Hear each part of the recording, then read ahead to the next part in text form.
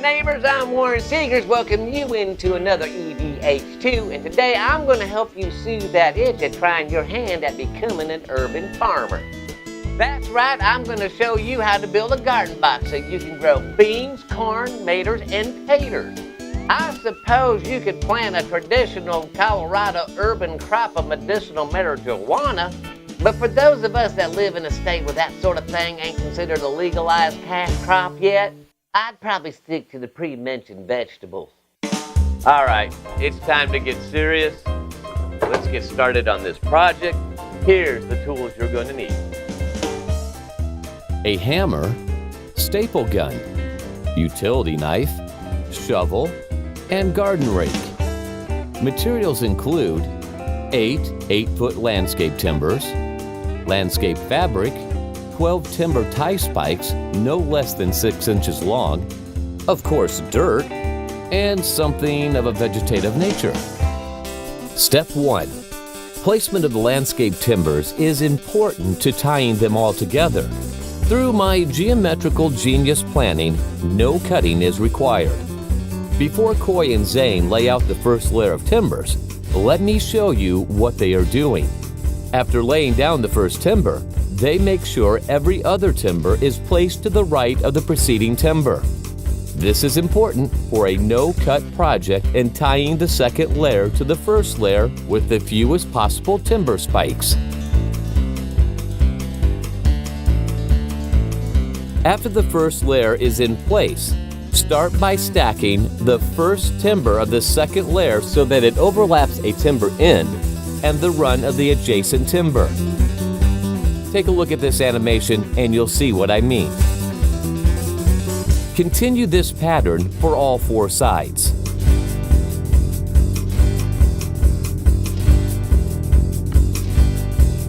Step 2. Using the timber tie stakes, nail 3 into each corner as shown in this animation. I recommend not using a wooden handle hammer. Need I say any more? Step 3. Add landscape fabric to the inside of the garden box. You could skip this part of the project, but it does slow the timbers from rotting over time, and it creates a barrier so that the dirt doesn't wash through the cracks of the timbers. Finding the proper length of landscape fabric is easy. Just unroll the fabric along one side of the garden box and then back 4 times. Now that we have the needed length of fabric, we need to cut it to a workable width. To do this, roll the fabric back up. Place the roll next to the timbers vertically, making a point approximately 6 inches above the top timbers. Using a utility knife, cut the rolled fabric completely through. Unfurl the cut piece and staple it to the inside of the garden box.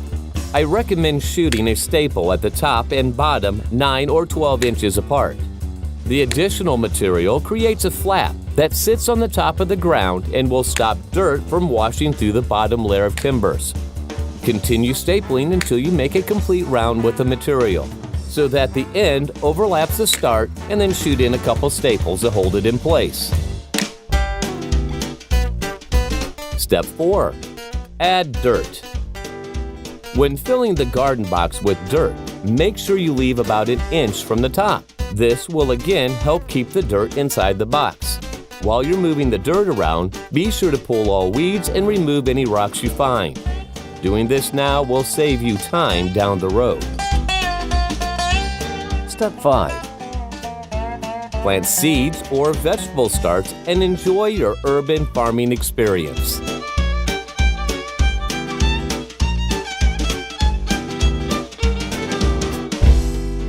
If you have a green thumb, this project will enhance your horticulture endeavors. If you have a gangrene thumb and plants quake when you walk into the Walmart garden center, this project won't fix that. But it will make the neighborhood cats happy that you built them a large community litter box. In all seriousness, if you like this project, be sure to like us on Facebook and subscribe to my YouTube channel. It's just a great way to give 2 green thumbs up. And if you like more projects like this, tips and tricks, be sure to visit my website at edificeventure.com.